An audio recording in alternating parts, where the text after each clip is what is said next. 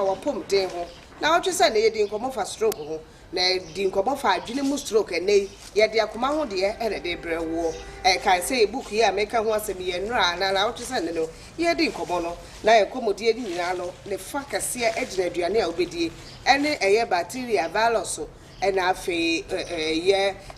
keke kan fungi ye betimi ede saa ya de abrewo no ti na so hu aduane pa so die na aboa kope book ni bito na enimu a 10 Ghana for your pocket yo ebeboa yi papa no apɛ habibi herbal tea ni bi anom na no so tumi detoxify o ni mabo ne ye aduane na wadi akɔ widi nim no ede agya ene asonsanso o body nim na ye fi hɔ ma o doctor ya ma akɔ ababie mpom te sɛn nyame adom bɔkɔ obi pɛ so Fred doctor na ye nkɔmɔ twetwe wɔto aso a mesro na mesne wɔ hɔ mepamocho bebre ya o frɛ ya na mesi ya ntimtim mesra wada bomodia friend na mesne wo TV so twera to wɔ fama onua na wɔne doctor ndi nkɔmɔ titiri obi a so echi ne difo okura ne hia wo ya no akɔ research ni do wo sɛ de na emeti esiko ye di nkɔmɔ fa stroke ndudu ya de ho ye di nkɔmɔ afa adwene ho de ene ye kɔ akoma ho de ye betimi de stroke apɛ na se nyame nhyira pa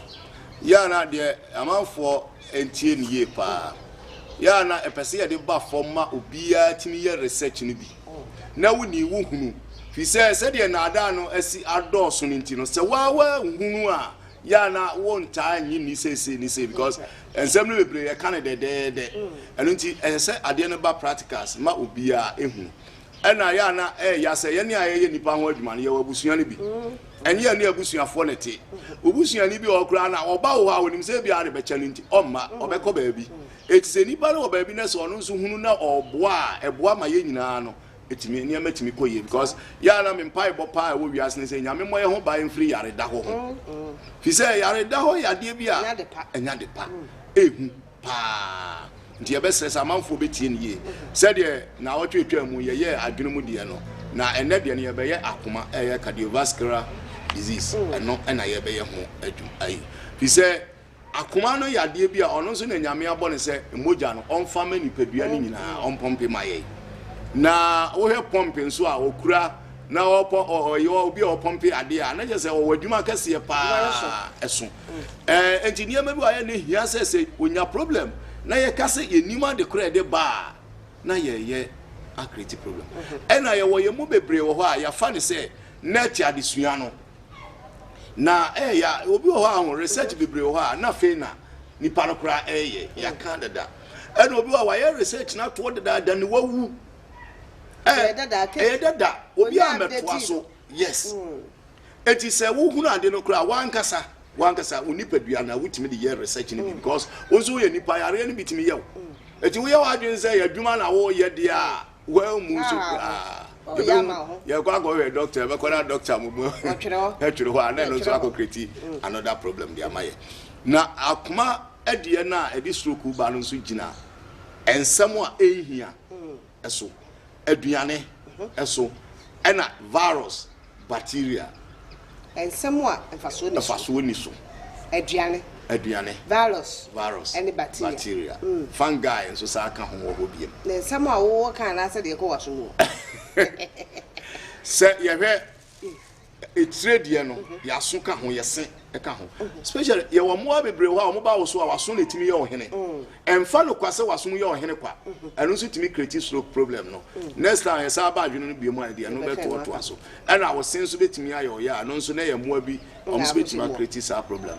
ede amawo na wo akoma de no ya ade a ehia pa na ye nhwe adidie mu first because ade a ye me ya pa ne say amanfo enyanye blood group system no entumu ye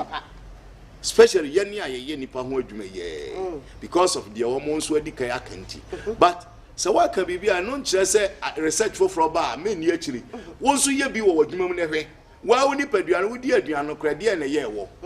wa doctor bia na say ayi bia no nutritional bia agidi senye nuane nyina no no amu kura ye ma no eti untimi meka se eyema obia ema no nyeye sa ne carbon fruit and vegetables biadi na sese nyame aduma ye book no fofraba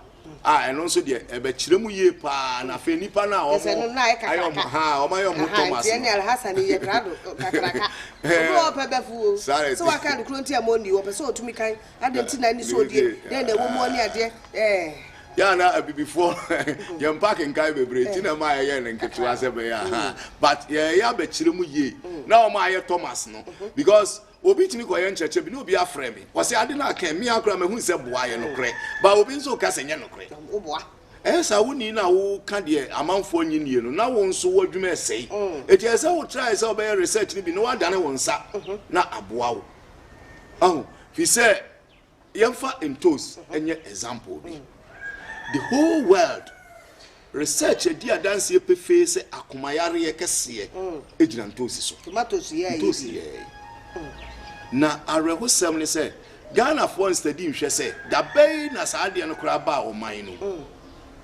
na yare nso start tambay nyame adoma next week the years a pan ba Ghana ntosi ba Ghana yede ni aburo ba Ghana yede say years ni nyina be ba beto dwa na manfo ahwe e ba ye yare dodo nso a edi aba ntosi yade a obi apart from ofo acid edoso wo momojam ena edi obi a wonye o no uchini toes kura anya sa be say wakoma ankasa fi say entosi through stomach ni mu a de ba ne say sa bacteria white bi na ewo mu no eye acid nko a na timi kum sa bacteria entosi na sa acid no eno nko a na timi kum bacteria na sa acid no so ofo na ewo bi wo mu stomach ni eti woni biara na woni acid was we stomach no so odi ntos ade e ba nse bacteria no ko wakoma ho direct that's why I say edimoja no enso be digest ansana akọ olive na bacteria no no ho ha che wo digestive system no a afi na go ma ya akofa da bi eso ofa ba bi a na so mbedwe no ntem no ko hawo ya no amane nti ye nhye sa na ma no nso de etoso biem so ni aburo yade a se wo bia wonye no odi aburo a hu se na ada no so a chako de eba ne se intimi digest eti aduane no beka stomach no mu ache ansa na akọwonsu na de eba sa de eba ne se insulin no enso chimo eno ono nso ni ade e ma o ma e stroke no nya diabetes no bo se obi onya diabetes e wo hwa no akonya stroke because aduane no odi ya insulin no antimi an weki ye no na okonya diabetes no sa aduane kro na nso na ama no fungi a eko ha na kuma because aburo ya de ma fungi more aburo eno so de mujure ya de eba eti de eba ne se wodi aburo mo a eno so etimi create problem se wonye dia aburo de twon ho amanfo se ne adi aburo na se obi oye Ghana ni bia de ebusa obi abusa wonana panimfo e wo Ghana ho mbeka kiro plane se sa aburo ya ye di no yes aburo ni bia enya sa aburo ni bia aburo we eba Ghana 83 kombaye na fe na wo bedua buro ama buro adi busumi nsia ansa na abo amwanya ena omkofa bae Nigeria fo no begu Ghana 83 ena ye de sa buro we bae ena bae na sa buro we ya na ne odua ya we se abontamo edi nka ba afro sa na ne efre no abontamo ti oye ya sisi ana abo ese adedua na ya buro ena de sa na ne sa buro ya beje hini wo Ghana eti aburo ya de bia research mani de di pefe se wudi ko kira atime ma wunya diabetes na edidim de ko stroke ti enhye sa na ma no nso ya hye den so se be ya ibetimi ehu ne ma ye na fe ye besa kire nuane mono na ye di no nso ekwa ye no nso fa so ma ye nya problem yakoma ho ye di ndure ya de ehu nkomo na ndure ya de ne ne be bia tie sie ya akoma de ya wo kire mo se wo ye wo di a na de ba ko e so twe ho firi ho eye eburu enku a na di mo amaka nyina no nya de ye di bi e na wo so a wonim se onye friend say na unintosu ukra de uchiri ntosu me honye sa ebe ha papa ye to ayen komo so na emom ye atwa no aba na afi ye ba beto komo so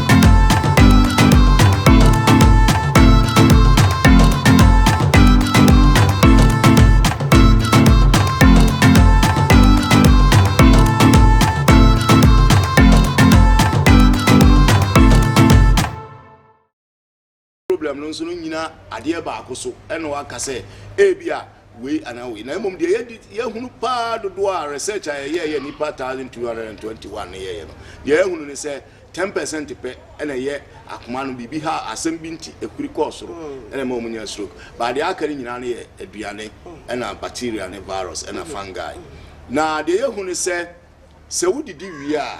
aduane no ewo mere ansa na kombede wo sese wudidie no na nipadua no one nipadua ne hia moja mere tamu bi ehia nsuo tamu bi ehia alcohol tamu bi ehia fat saade enso tamu bi eti saa mere no se woye bibia emani nya ese ohun se saa ne emani nyina nso edu saa tamu na ti se machine na fuel wo mu na fuel ne sa na wan fa ama no machine ye adwuma du tam obo kokona wan fa ama no ne pe ade ba ne se shut down na chese I cough asay sa pepe na akoma no nso etie na de ye hunu ni se moja bia wo ha wa ne de esitie se wo ye bia de ba nse wo akoma no esetem bia bo 110 aye kura na esesi 120 na se bi no wo de no wo ye okay na se ehia moja sese ede ekọ na enya moja no a de ono oba ne se ebi moja ne bi wo ho no mo a de on se akoma no form de no ade a ene egi ene soro no na pompe it is a form na oje no ono oje no mo na soro ni nya de e ba ne se form ni nya problem ena se soro no zu nya nkwa ono zu nya problem it is a we bi ade e se study fe ne se say na mini pedua no esitie de ne hia ti mra be hu se koma de me eso hu se nipadua no ya request aduane a wo hia bibia bi na aduane ben na wu ena so di yenhwe akokọ nam emfanye example for beef one so wo ye bia wo za akokọ nam ayese nhoma bi lectins na ewo emu no de ba na se duru wo stomach no mu ana kam ntumi nko eti ebe loko nuane na wadie no a sese nkekọ onsunu no ane digesting ma akoma ne nya no brabo nya no moja na o makoma ne bie no enya dwuma kura na lectins no so ye stop one ma ne ko ba se eno nso ye emoa na bia ti ono no de obedi kai ekọ onsunu no mu da na ye se wo ko how eso ye bi na ye obi a wogi akinyi a wo de da abawi akoko bia no ade a make bia am say practicals nya de se obi ewa chire fi say obi adi adanse say nipa say don so ba bebreba it can be say o sugar no ye nya problem and na say o pancreas no ye nya problem kidney no so problem eti emra abawi akoko bia because lectins akoko mo lectins no no de open say opensuo na ewo onipadua mu no otakre nsuo no eti de ba ne say enu di kai a afi na ecodistable obi so obedun so more to bi oye bibia no nche sa de wezo o wi nwa koto akoko nam abi so anajo obedun so sa enwa koto akoko nam so when ya de ba ne say won so utimi nya stroke straight against wakoma makoma nya problem because emra akoma na nya moja no na emum ensuo so we nipadua no mu komo no na de ba ne say akoma no say so so nya problem eti maye nkase enim adekora de ba simple ayi we no obi o won clinic bia no wo metimi aye lectins no na ne hwe dine ma clinics ne bi but yeguso ye ho nhye ya beduru ba bi no betime show amamanfo ehun sese me wo lab kura na mpesa me check lectins am metima check ni say amaye na ebo mu nipadua ne de wutimi de study hwe se duane we ya medi ye no ene me fire na amfa because akoma ne problem pa kese ne de ya ne gina enuane eso na ye nhwe se anka de yaka ho nsem bebre na mo yenhwe nwura enema mono na ye we no se medical ka se carrot to say cabbage emre leaves bi se nyaado akura ye wo black bi kese ntropo anenso wo sa problem ene habaya ye di ye nuro ye nso ye wo moja bia wo before pa na wo habai ho problem before party bi we be ni na wo nom habanuro bi as study hwe se nipa na wo ma haban no nim sa haban ni book na ye ne ka ho ebe ba no na sa haban a e bi a group bi a chi no ewo eti wo ye herbal scra na wutimi to because ebuko ye ama obia eti wo ye herbal scra wutimi to bi hu se sem dia haba wo ye duro kra na that's all ye bia that's all ma me mfama no fi said ye no haban na se wo pese ono haban ma emwa efiri mu ade ba nse se 1/3 ewe nsuo na wo de ye no se 1/3 ewe firi se 1/3 no anwe ane je se mwa na wo mu no egusu wom eti wo de ko akuape mampon ni nyina omo ye ombeka kire wo se ampa okoteka ebeka kire wo se ampa se ni se ti de ba ne se sa amwa no ewura wo mu anu so timi create problem na fe akoma no ebo more eti esa man for steady fair men ka se e bia se at times ye keka entini na ekoko akoma no mu nsem but eno ne de ye common na doctor bia anim ti na men ko ho no me pese ye ko practicals na man for ye ne fie no mo ahu na ye hu se ade we de say wa akoko nam enwa koto eye out now nse se okọ ho kra na wo say vegetables no so de ofo chiri santropo black kese uye owa wuchi uye e a wuchi eno so enhuma na ewo mu no enso ade no so disturb na mum de aka carrot ni ade de otudi carrot de otimi ba cabbage nso fungi ewo cabbage mu mo cabbage de enyema before na times omo fungi intimi lives in there eno so so no ana so be no ade mono de me sra wo mo salad de no etwitwa wonua yetimi no salad me mitimi de salad ye duru ton ya noa ensuo na wo mu no wonua wotimi no ade na wonua nyeyi ade be na de kaje di burodo pano na nkasa medical aka se pano kra de ye be kire yi akura pano ba ga na ha ba etwa ye ho mra ade ne ba bebre di gu ye na de ebso no na etwa ye ho ahia wo e wo ka de se ya obisi na ye nkodi de ya sabo ba me twa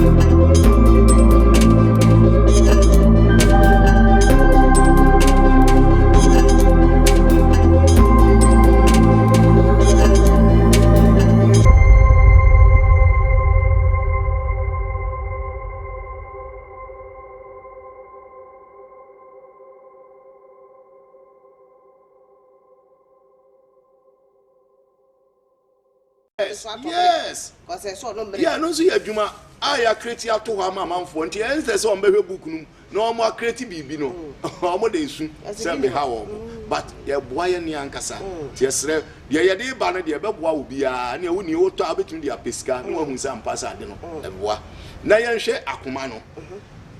say wo ye o a hye no nso doctors na yesre na kasa obi anya research ni bi ni nhwe na yetimi ye nso o timi ye maami timi ye papa timi ye nua o ye nipa bi o ma akoma ebo eye 140 soro no ase na ye 90 ana 85 o ye nipa wo ye ade ehye o mommo ti wo ye ade na hye no ebetimi akọ 180 170 eti se dru sa amra na nipa na ye ne tena se tunifo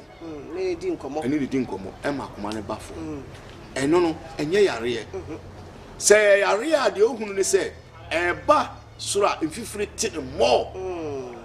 so say abasoro no yes eno de na yare yes eno de na yare e say bibi na ahye yes eno na abahwehwe yare koro a ede baaye say ye moa ana ye duane ansa na watakre no yemfa ahrawa enye example lands no ya ahrawa eno na hwe home so emra wono benya problem bi ka akoma no eno so ye nsuo titiru pa shoto ni paduam anase mframa nyunyunu bi awura enipadua nu eno so ba sa na manipa ni pneumonia so pneumonia na de e ba za akoma no nso e wo problem koye papa ne wa so ye study hwe se de na ma sa yare e baaye enfiti frequent akre akoma no akoma nya de se wo de wa dwene kwa akoma no so preko pe obese akum nipa no fi se mra kura ba ma nipa na hu se wakoma na nya problem pe ne yem ba hye no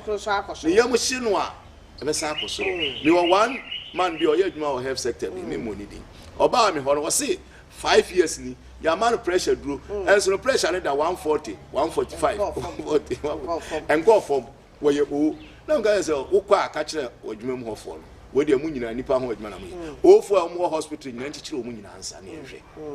ye be mu za nya wonko na pressure da sa 140 etinya aduro no ye hawo ye nhye sa na e ma no nso wose ye de edim say 120 ye A4 so ye nipa bi a omo de na ye omo na ye 120 bokosi 130 na omo nso esan se omo penkyere asem bi omeka eti cheze kasatenten eti wo ya na hanu anakoma ne timi kuri kosoro eno nso na nya yare eti ya ye nhye no nso anya sa na takra akoma ne tem bi ma ye nya stroke e ma problem eba ena ye hwe AB for bomb so board bi asa me nka wo mo de AB for pressure ye 150 kwa kodu 150 enye hwe omo su le ye nipa bi a won so omo taaye kese no omo kese ni mo ye pipiripi bi eti ye meka se wa ye kese nti na pressure no e wo sa AB omo pressure to check na 150 mo jani life mano sane nyame ye pressure oh say ya sedi sane ma na hwa stroke no say de e koro e tene na e hu chese ade ba ko ya me ya me say sisu biem ne sa exercise ni training ni machines de mi stroke for no ano odene fi say ya moa ene ma say virus and bacteria na ma ni pakro nya stroke na wa ni bi so hu say ekuro e wo ni padua nu na wo sa de machine ya wo sa de machine e wo so no a wa biri kuro no 100% ukọ ba bia research bia be che say kuro ba ni padua mu na wo so no a wa biri kuro no eti me de no kura ni mu ni me ni omo a e de sa machines no nya adwene e wo stroke for ho ko check source do yes na ubetimi mpa ahwe say cancer e wo ni padua nu say cancer wo ni padua nu mu a na che say ye kuro eti say cancer wo bi mu na wo sa akofa machine de wo so no a why any day